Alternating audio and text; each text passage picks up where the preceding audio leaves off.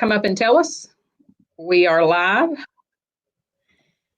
Hello, everyone. Welcome back to your Portland Connection. Sherry Ferguson here with the Portland Chamber, and we are trying to get through this awkward time that we're having, but I'm actually very excited today to have with us Retail Strategies.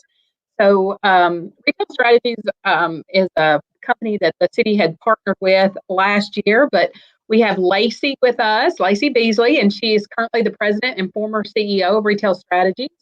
She's been involved in real estate since 2005, and her experience with the shopping group and Dixon County Chamber of Commerce prior to joining Retail Strategy provides her with the insight to understand the connections from the public and private side of conversation. She has spoken on retail trends and best practices in retail recruitment for more than 75 events, and I've actually attended some of those. So I'm very excited to watch her in her element and watch her be able to share a lot of that. But I'm more excited to have her here with us and to see her expertise on this side. So welcome, Lacy. Thank you for having us. Yes, thank you. We also have John. John joined Retail Strategies in 2019, and he's the portfolio director. And he's bringing 3 years of experience in residential real estate and marketing in the Mobile, Alabama market. We won't hold that against you. Alabama's okay, but Tennessee's better. I went to college in Tennessee, so I'll take that.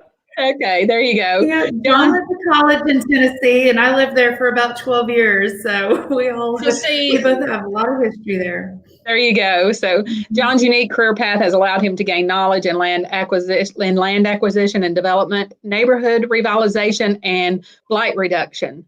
So we're glad to have John here.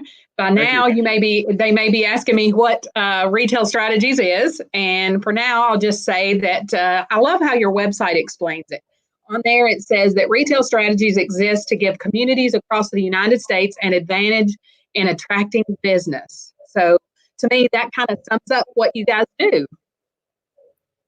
So let's start with you, Lacy. So we are living in unprecedented times, and you are so active in the retail world. What are you seeing in the retail world? Well, thank you, Sherry. Thank you for those introductions and an overview of our partnership. And I do agree that right now, we have a lot of history with Portland, and even back from my days prior to joining Retail Strategies, when I was working at the shopping center group in Nashville. We worked with Portland at that time. So excited to be re-engaged with the city and the partnership. And I would say, although we've always had a high deal of relevancy in our partnership, it is more relevant now than it's ever been before. This disruption that we're seeing in our industry in retail is huge right now. There's not a person on the earth who has not been impacted in some way, shape, or form by this pandemic. And retail is the second largest industry in the country behind healthcare. 1 in 4 jobs in America is retail related. So retail has really been impacted, maybe even to a greater scale than several of the other industries that have felt the influence of this. So we have our professional impact and our personal impact that we're all meshing our worlds together and trying to figure out how to navigate what's currently going on. And it's wild to think that it was just a little over a month ago that the World Health Organization, WHO, determined this a pandemic. That was on March 11th.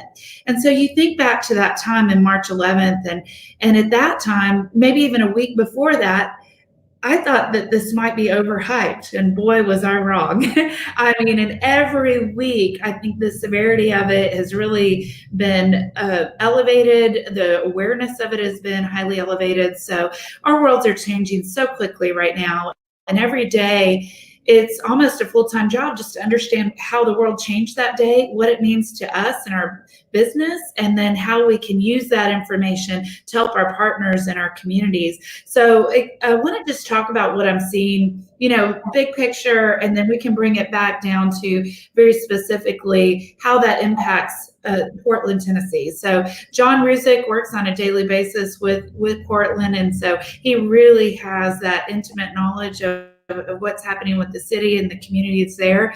And I'm just going to cover what we're seeing in the retail trends across the country initially. So let's go back and just highlight where we are today as far as COVID-19. This is by the Johns Hopkins Institute and Medicine, and they're saying that there's about 2 million cases today. This number changes every day. I did check that about 6 hours ago. Might be changed by now even. We're at about 138,000 deaths, unfortunately, and in the United States, that's about 640,000 cases that we've experienced. So this is something that we're right in the height of it right now. Right now, we're experiencing the highest level of this pandemic, and I think in some ways now we're all trying to figure out, how do we move ahead? What's next for us? So all the calls have been that I've been on just this week and over the last 5 to 10 days have been about predictions of what does this mean for the future? How long does this last? And how do we come out of this strong? Which is why it's so important for us to have these conversations and understand where we are today. So it's quite tremendous. To give you another statistic, then we're at 22 million who have filed for unemployment, which is wild to think that one of the biggest issues we saw among retailers back in 2019 was they had trouble with labor. They were having a hard time hiring, right? We hit a 50-year low in unemployment in 2019, and all the restaurants were saying, yeah, we want to grow. We just are having trouble finding people to hire. Now we've had 22 million file for unemployment. Now, obviously, we do see this as very temporary. It's very different now than what it was during the Great Recession, because when we came into this, we were financially sound. And that wasn't the case during the Great Recession. We went to that recession because we were financially sick, and now we were financially healthy. And so for that reason, when we're looking at the predictions of how we might come back, then China is really seeing a V. Estimates are here that we'll see they're an elongated U or more of a W, which a W makes sense to me on a recovery basis, that when we are allowed to go out and shop at all of our business, not just the essential businesses, then there's going to be a great boom. We're going to get out. We have so much pent up demand for several different services, which I'm going to break down those categories in a minute, but a lot of pent up demand. But then there might be a little bit of a resurgency, unfortunately, in the cases, which will scare people. And then they'll go back and really adhere to the social distancing guidelines that are currently in place. Even though we're able to get back out and shop again in the future, and I don't know exactly when that date will be, but there's still going to be social distancing guidelines that we need to adhere to, which is very much going to change the way we shop, the way we eat, the way businesses reopen. So right now, those businesses really need to be thinking about that design for the future and how they can operate at full capacity with those social distancing things in place.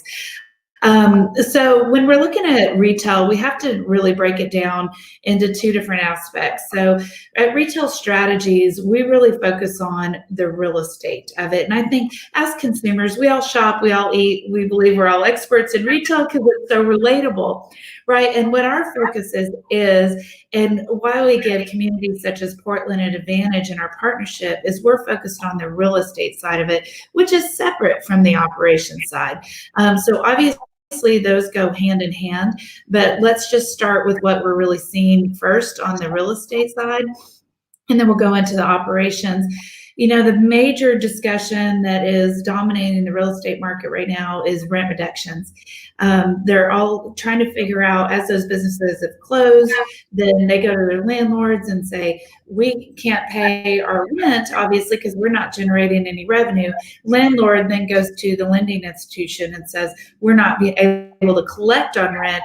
Will you give us some form of abatement, deferment, whatever that might be? And that's a lot of the discussion right now. So April 1st was the first month that A lot of landlords were curious to see who was able to pay rent, what that might look like.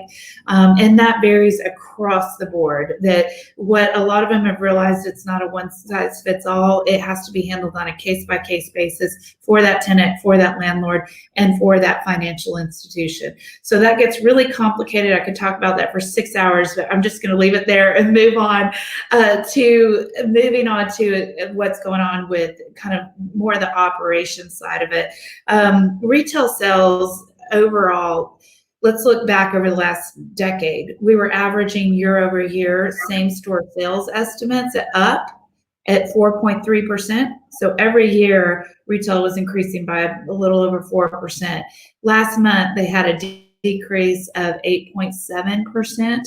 And overall, now that keep in mind that this was issued as a pandemic on March 11th. So that number is going to vary. It's going to drop a lot more for the month of April. And then depending on when we open is when we'll see that bounce back.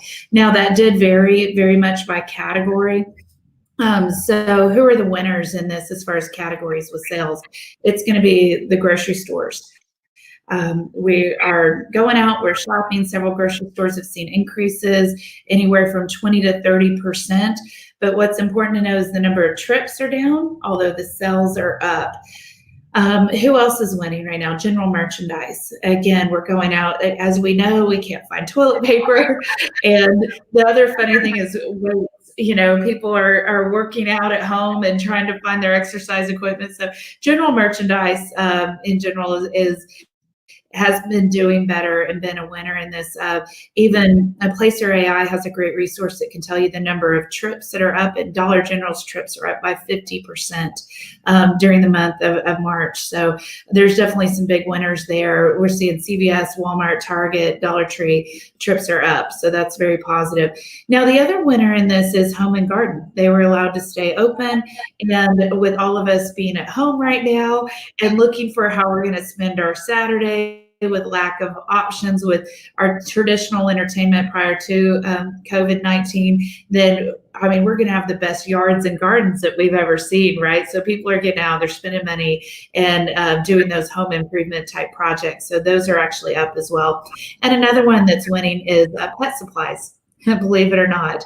So we are still seeing our pets as our third child or second child or whatever it might be, and spoiling them and taking this time to really love on them and spend money on them in lack of other options and venues to spend our money right now because so many are closed. We still want that shopping experience, and those are the places we're going. Now, there's another category which is so important for people, and it's kind of the winners and losers, which is going to be in the restaurant space.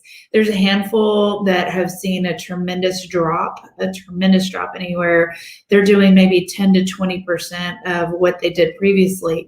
There's other categories within the restaurant space that are actually seeing their sales increase. So you look at places like Wingstop, Domino's, Pizza Hut, they're hiring, their sales are up, right? But then you see other categories that obviously they've been forced to close their doors. So they're really looking at what they can do with delivery online and those type of things. I think it's important when you look at real estate expansion, this is the category that says, yes, we're just going to pause our deals, but we still want to do new expansion in the future. And what they're estimating is that there's going to be a handful of businesses that will close through what's going on right now. Unfortunately, that is the case. That is the reality. There will be businesses that close. But several retailers are recognizing that there's communities that they want to be in. They believe in that community. They believe they can be profitable there, but haven't been able to find the right kind of real estate to maximize their sales.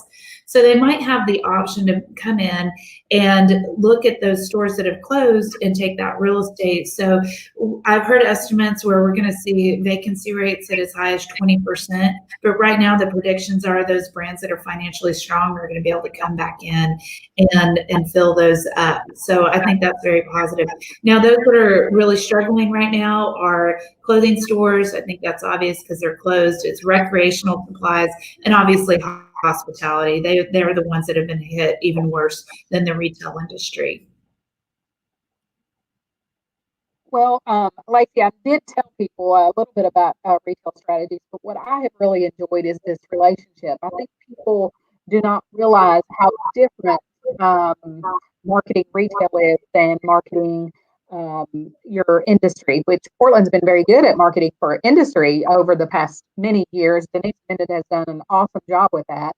But as far as retail, a lot of that goes with relationships and finding out a lot of connecting the right people. That's a lot what the chamber does too. We're all about connecting people. So, in what you do, you actually have those connections and are able to get us in front of and talk to people and knowing how that's going to work out. So that I really like that part of that, and us being at some of the shows together. Being at ICSC conference and watching how those connections and that relationship works and how we can actually talk to some people that we might not have been able to talk to before is really Well, absolutely. And thank you, Sherry. You and Denise Gamenden and Mayor Callis have done a fantastic job marketing Portland, and you're just a great face of the community and looking for those opportunities. But I've been in the industry 15 years, and you're right, it's a relationship-based industry. And those relationships are so critically important as we move forward and look at what might be happening with real estate and the vacancies that happen and how to backfill those and fill them up with new brands. Then it is and we see ourselves as an extension of your staff. So it's very much a partnership, but we just have a deep dive, sole focus on retail real estate. Well, your first step was to come in and find out about Portland. And so you came in and you did your investigating and to help us tell our story, because that's what it's about. It's about telling who we are and telling what we're doing. So you came in to learn all about Portland, or as much as you could in a short amount of time, and then go back and put together information that we could tell our story, and then digging down and finding out what we have here and what we need, and finding those needs. So, John, you want to talk a little bit about how the national trends now specifically turn into things with Portland and how that relates to us? Sure. Yeah, and I'll kind of go over a little bit about what our partnership entails as well, just to educate our audience here. So, Retail Strategies in the City of Portland, we entered a 3-year partnership on March 21st of 2019. So we just celebrated our first year in partnership here, and to echo what Lacy said, you'll notice that rather than using the words contract or agreement, I focus on saying partnership because that's really what it is. That's the best way to describe it. You know, our company leans on you, Sherry, and your group at the chamber. We lean on Denise Gamenden and Doug Yako at the city, and Mayor Callis, and really, citizens and property owners all throughout Portland. Because, Lacy and I and our team, we're the real estate and we're the retail experts. We have the connections, we have the knowledge and the experience. So we can advise you on all of that. But y'all are really the local experts. You're the ones who shop at Food Lion. You're the one who eats at Five Chefs. You know the recent home sales numbers. Thank you, Shelley Gregory. Your kids play ball at the Little League Park, and you get ice cream at Dairy Queen. So you're the ones who really know Portland day to day. So what we focus on is combining our knowledge with y'all's to create that growth. So, our job is to work with the city and the chamber staff to market the city of Portland, and we want to market to national retailers and restaurants. And the purpose is really twofold. First of all, we want to improve the quality of life for citizens in Portland, but also we want to help the city to create more sales tax revenue. A lot of times the term economic development is thrown out there, and people think of industry and building new highways and new means of production, but they forget that 1 in 4 jobs exist in retail, and that retail development is economic development. So that's our big focus there. So to recruit retail to our client communities, one of which is Portland, we take a very directed approach at that effort, in that we are very data and market driven. We reach out to retailers that we know are looking to expand, but we also know are looking for markets like Portland. So a good example of how this process works is let's take for example Costco. I always get the question from a lot of clients that say, "Why haven't you reached out to Costco on our behalf?" Now, I'll tell you that Costco needs a minimum population of 200,000 within a 5-mile radius. So I think that everyone knows that does not describe Portland, Tennessee.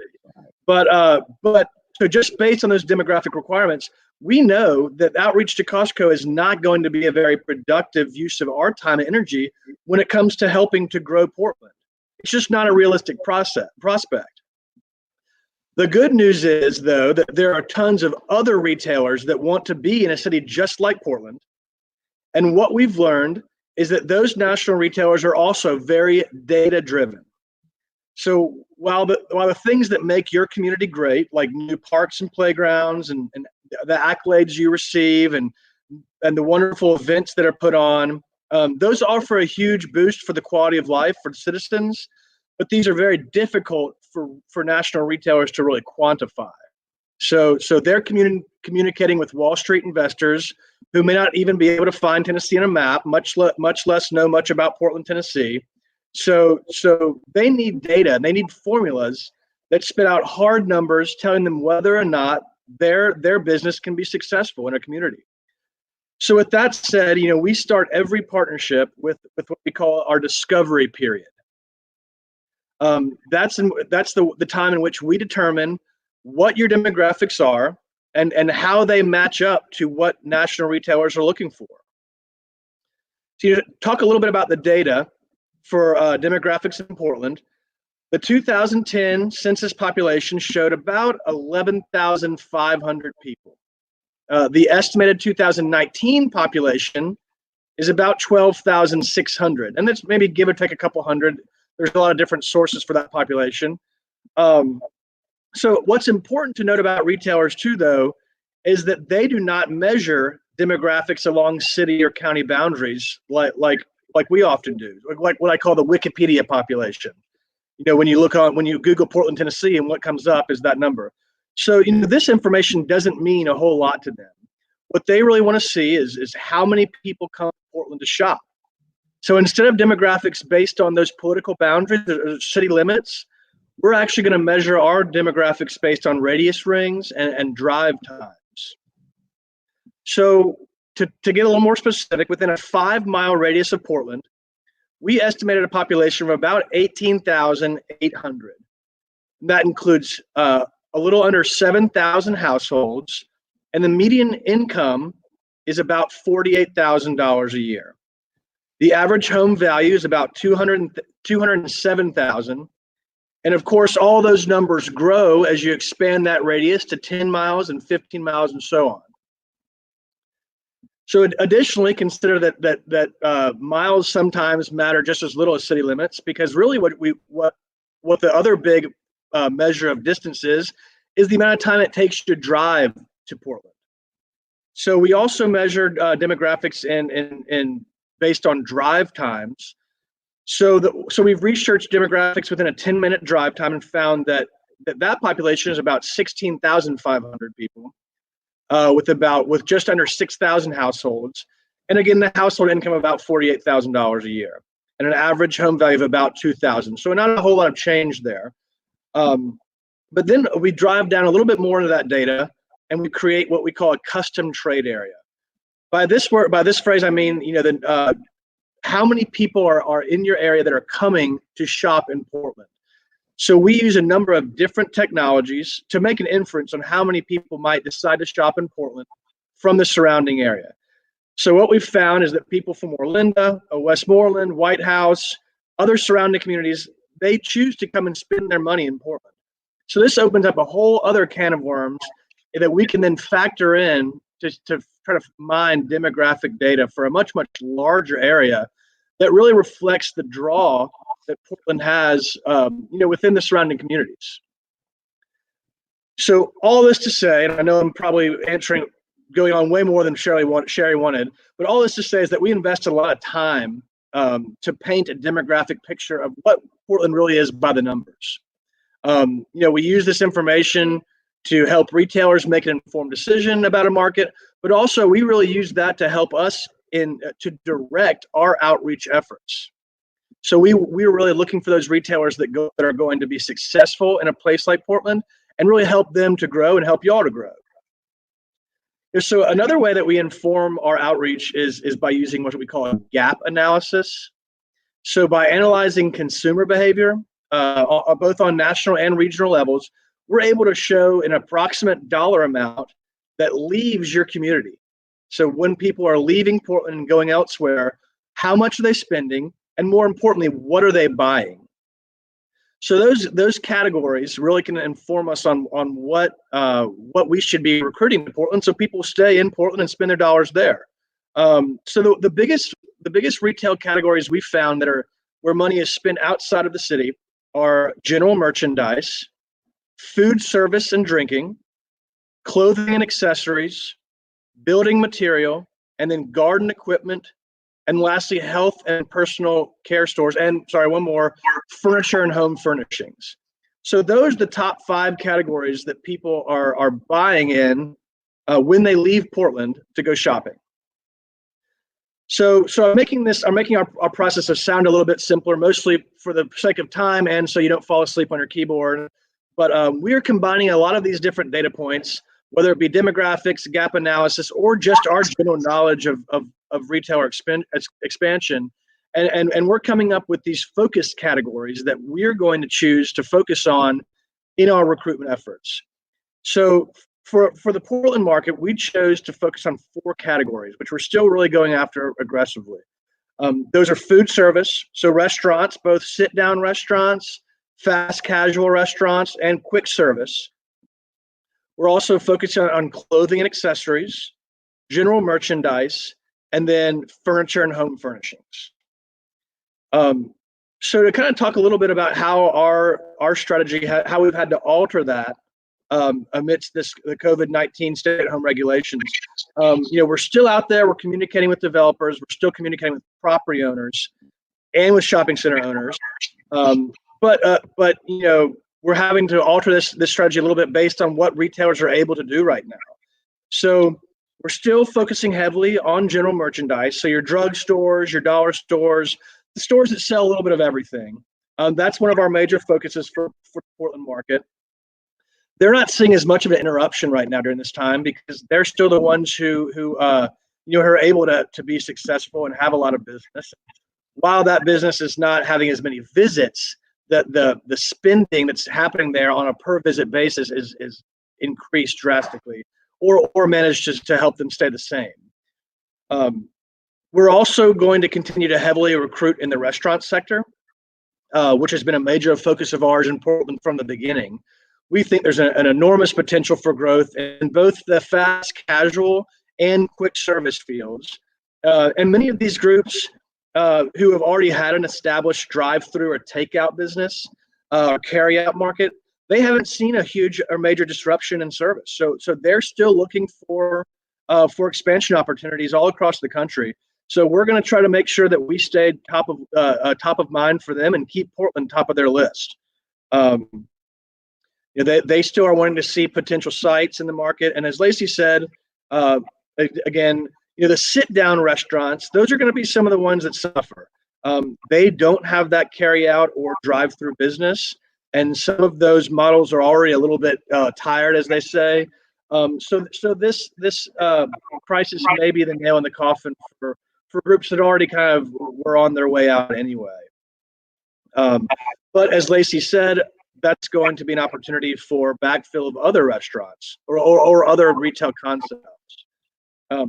Clothing and accessories and furniture and home furnishing are 2 areas that are going to struggle as well in the shelter-in-place directives, and especially those who do not have a heavily integrated online sales platform. However, we still think we're going to see that V or W curve in sales. That they may go down sharply, but they're going to come back up due to a pent-up demand. As soon as people are able to go out and buy, they're still going to have that desire to get their new clothes for the summer. They're still going to have needs they have in furniture and home furnishings, especially being cooped up in your house for a while. I'm sure you're going to have all sorts of new home decorating ideas. So we think that those 2 sectors are going to come back strong. And when they do, we're going to be ready to put places in front of them for potential developments in Portland. I want to end a demographic discussion on a positive note, though, and this is why Retail Strategies is so excited to work with Portland. We've seen a predicted growth rate of between 4.5% and 5% over the next 5 years. So that's really, really positive to see. Population growth is one of, if not the most positive thing to communicate to national retailers, because that indicates in a very objective way that they like that the community is growing and thriving, and it's got a lot of opportunity. Well, and I will say that from the time that first time that I went to the ICSC show and we put out the information on Portland, I was ready for people to the whole question of Portland, Oregon, Portland, wherever, but there were already people looking. Now we did get some of those questions as well, but I mean, I was really amazed at the number of people that knew where Portland was because they had already researched and had already been looking at the area.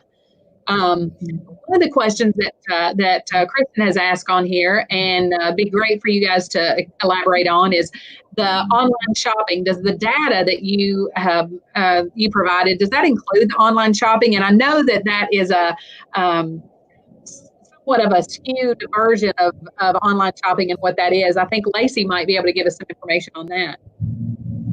Absolutely. You know, online shopping has been a big part of the discussion over the last 5 years and really 10 years, but it's really come to the forefront in the last 5 years.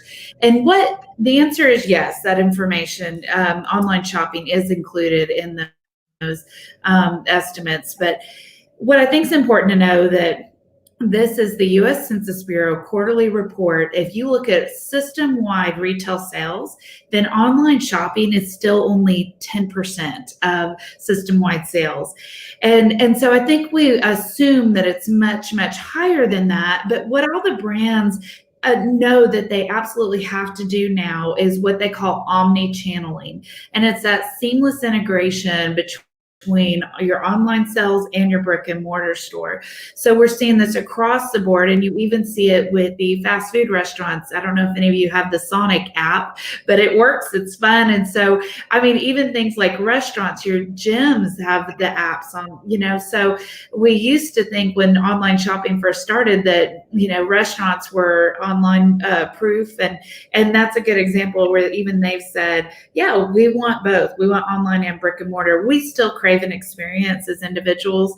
And I also think this is evidence of this case is Amazon buying Whole Foods. They want, and creating Amazon Go, a dominant online retailer who is still, who believes in brick and mortar enough to invest in that expansion. And so what it's done, we as consumers, if you think about it, every time you spend your money, whether you're spending that online at Amazon or at Five Chefs or at your local Pizza Hut, right? You are placing a vote for what you want to see in the future of the marketplace. Dollars are what drive businesses. And so every time you spend, if you're very intentional with that, then that is what adapts the retail market the retail market has to adapt to your dollar amount because it's all about profit at the end of the day. So we need to keep that in mind when we're thinking about businesses and profit. And what's interesting to me is that for so long we've been talking about how important brick and mortar is in this awareness of online sales and our changing consumer shopping patterns. We keep saying brick and mortar matters, and it does if you look at the statistics nationwide. But since this pandemic has hit and so many of our brick and mortar stores are closed, it's interesting to me how the mainstream media has actually reversed that story. So it used to be that online sales is going to kill brick and mortar, and now they're saying, oh, we go out to brick and mortar 80 to 90% of the time to shop, and all of our brick and mortar's closed. So, you know, the story's kind of shifting towards the negative impact, but I don't think that's common knowledge to know that only 10% of sales are done online. It does matter, but I think it maxes out at 20% even when it hits its peak. And I think we've all recognized even during this time when we're home where you have the option to shop online, we're all still very much craving that experience of going out, going in the store. And it's an important time to think about for all the local businesses in Portland.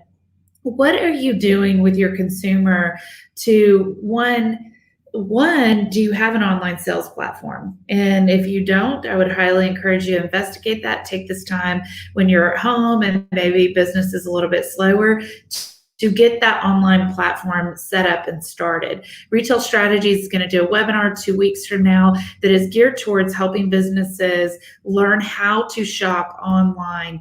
If you as a business owner do not have that online platform, we're going to provide solutions to you.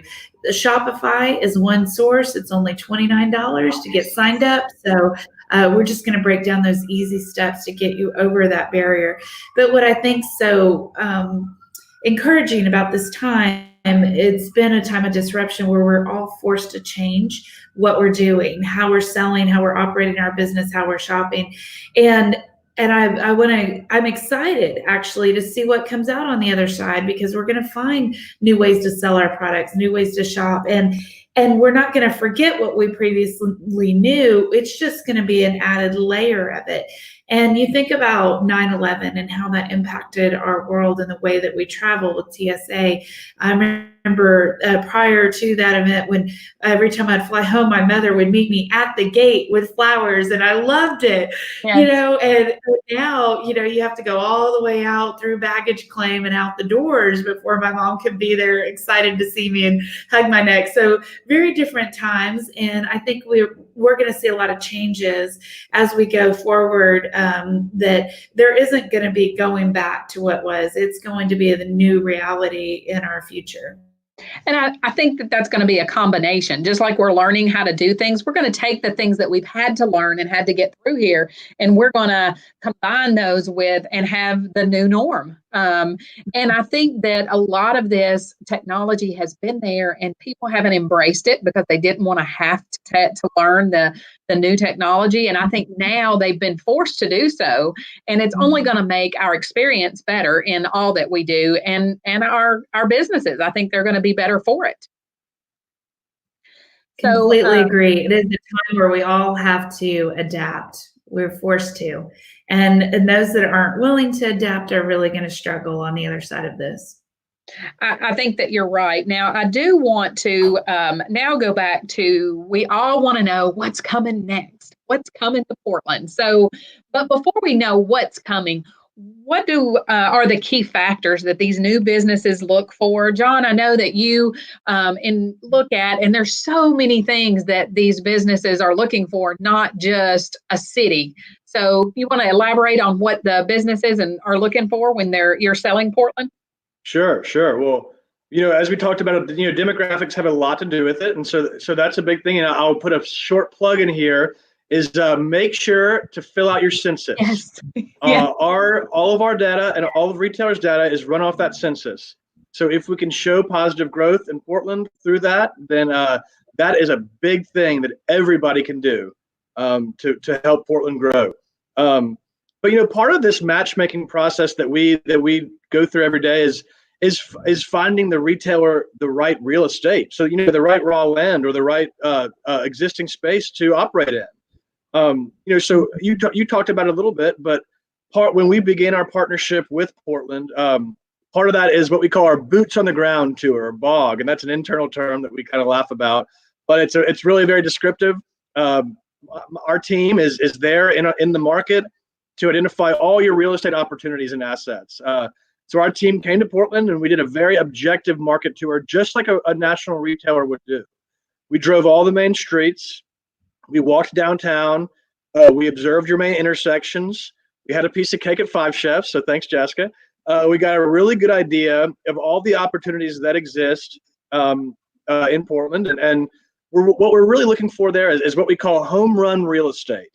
Real estate that has ample and accessible parking, high visibility, easy access to a main thoroughfare, high traffic count, so a lot of people driving by or walking by every day, and then good co-tenancy. And what I mean by co-tenancy is who are the other retailers in the area, immediately adjacent, and do they play well together? Do they work off of each other and have similar clientele or similar products or complementary products in that way? So those are the main things that we're looking for in real estate. And I have to say that Portland has some great opportunities in that way as well. But having the right real estate is key. and really having the right price for that real estate is key.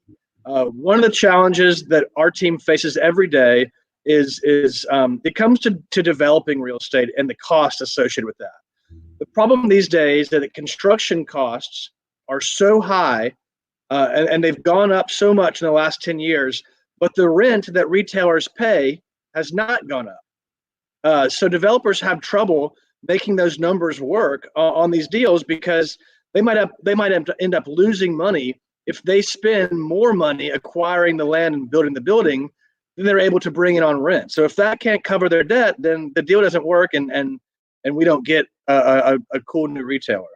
So if the landowner is unreasonable on price from the beginning, that usually means that the development can never really get off the ground, and that's frustrating for people who are wanting to see that their city grows. So I think that's the number one thing, is finding the right demographics to meet the right real estate and letting a deal happen. With that said, anybody out there listening who owns property in Portland who thinks that might be a good retail development opportunity, feel free to reach out. Let Sherry connect you with our team. We'd love to talk to you about that property. We'd love to assist you in marketing that property, and just advise you on some opportunities that might exist there and how to make that happen. Keep in mind that we're not brokers. We're consultants, so we're not seeking commissions. We're not here to take advantage of you. Ultimately, my goal is to help you and help our partner in Portland. So reach out to Sherry, and we want to help Portland grow. Well, and what they also need to realize is you are not here to be their realtor, but you're here to be in addition to what their realtor is doing. So they have all of the realtors that are here. If they have commercial property, they need to let us connect you to. Again, that's what the chamber does. We connect people. That's right. Exactly. Connect you guys, because you have put together some great information sheets. I know that when you were talking about the demographics for Portland, we have a great 2 sheets that tells you all of that information that makes us look really good when we do go and meet with a client, and we can show them all of that information on just 2 pages, and the map on the inside that kind of lays out the city for them as well. So you guys have put together that, and I think that you put together also some marketing brochures for some of the other properties around Portland as well. So you're more than happy to put that together so that when you're talking to somebody, you actually know how to connect them with the right business owner or their realtor. Right. Yeah, we're like you said, you are the local experts. We're the real estate experts. So let us add value to your transaction in any way we can, for the brokers and realtors out there. Right. So, well, I know that everybody wants, something. We all want a restaurant. We want a bowling alley, or, a Costco, whatever it may be, So with that, there's things that we can do to help that. Lacy, what can we as our local citizens, just everyday people, do to help you guys to market Portland? Well, I'm going to reiterate what John said. Fill out your census. Growth matters. The population count makes a big difference. So certainly do that. But what can you do today? And today it's about spending money locally. Every retailer that's looking to expand, they are looking, and when I say locally, that is your local businesses, but it's also the national and regional brick and mortar businesses that are within the city of Portland. So what happens with retail when they're looking to expand is they're going to look at average annual sales volumes, and they're going to want to exceed their average annual sales volumes. So they look at the existing businesses that are within Portland and how well they're doing on sales collections, and then run an estimate about whether they can be profitable or not if they were to open a new location in Portland. So the more you can spend your dollar locally within the city, within your brick and mortar stores, the more you'll send that message to the marketplace that you want more. Well, and that also helps with sales tax dollars, with our education system. So, shopping local is one of the best things that you can do for your community. I know we try to tout that as much as we can, but shopping local, these local small business owners are the ones that are struggling a lot right now. So when we come out of this, we depend on everybody to get out there and to support them. Absolutely. And that's what has been so encouraging right now, is that I think people have a keen awareness of local businesses right now, and chambers, and you've done a great job of promoting your local businesses. And I think that's so important to say, okay, here's the restaurants that are open. Here's their limited menu. Here is the delivery service or the pickup hours that they have. But even going outside of restaurants, can you buy a gift card to one of those businesses and just reach out to them and find out, call them or contact them on Facebook. A lot of these businesses have a Facebook presence. And even if you can't spend that money now, go ahead and try to help them with a cash infusion through a gift card. And then it's up to you whether you ever want to use that or not. You can almost look at it as a donation for the survival of your local businesses. But cash is king right now, and anything you can do to help those businesses is really going to make a difference in their long-term survival. It's so true. And I feel like that we have such a core group of small businesses here in Portland that as soon as we rally around them, we've been really had the community really working to do the takeout menus. So we've been supporting those businesses. Milo's Cafe just opened again today. They had been closed for a week. So I actually got lunch there just a little while ago, and my Monte Cristo was awesome. So, but that takeout has actually been very good to help them to stay afloat, but they're still, going to need us to come back and really flood them when we come back. And then also your nail salons and your hair salons that we're all struggling with because we can't get our hair done, can't get our nails done, and I had to pull all my nails off. So those are the ones that are really struggling. And I have called and reached out to mine and said, hey, do you want me to buy a gift card? And they're like, not yet. Just hold on. I might need it, but not yet. So always reach out to them because they may need that, and that would help sustain them until they can get through this. So I'm going to reach out to them every week and make sure, hey, is it time? Do you need it now? So, but hopefully we'll be open soon. Oh, that's great to hear, Sherry. And I think what you just touched on something really important for all of us to remember. As I said right in the beginning, this has all impacted us in different ways, personally and professionally. And I think overarchingly, the one commonality that we're all experiencing in the whole world is let's get through this together. Let's not try to take advantage of each other. And I find that extremely admirable that your nail salon said, I don't need it yet. I'll let you know when I do, because somebody else might need it right now. And we all need to think that way as we're moving forward with this operations. And I would encourage you as an individual, if you receive your relief check from the CARES Act, whatever it might be, $1,200, $2,500, whatever that amount is, think about how you can help your local businesses with that check. It is if your essential needs are already covered, if you are not struggling monthly to cover your mortgage or buy food for your family, then really think about how you can pump that money back into the local economy. That is a great way to help our local businesses that are struggling so much right now. And again, I know that I would love to be able to secretly go visit my nail salon or my hair person, my stylist. I know, but I'm being good. But there's a reason I'm at this angle instead of the top. Yeah. You can see my roots from this angle. You can only see my double chin. Yes, that's what I'm wondering. Double chin or the roots? Chin. That's all right.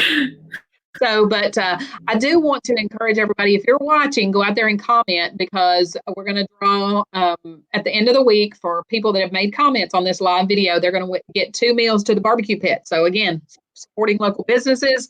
We're out here trying to get you to do that. And we're actually paying for those meals. They're not donating them. We're actually going out there and buying those meals. Yet last week it was Top of the Ridge.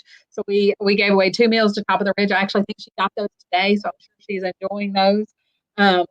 But do support your local businesses. And we have a special tomorrow. So it's Fun Friday. We're going to have Donna Sadler with Graphic Obsessions on, and she has a special offer for everyone. So get on tomorrow, and if you comment tomorrow, you actually will go in for another prize from her that she's going to be giving away. So she's awesome. She's always giving back to the community, and she's going to share with us how her business is doing. She does a lot of signs and T-shirts and just lots of marketing material and things. The ball teams that are not playing anymore. So masks. Did you say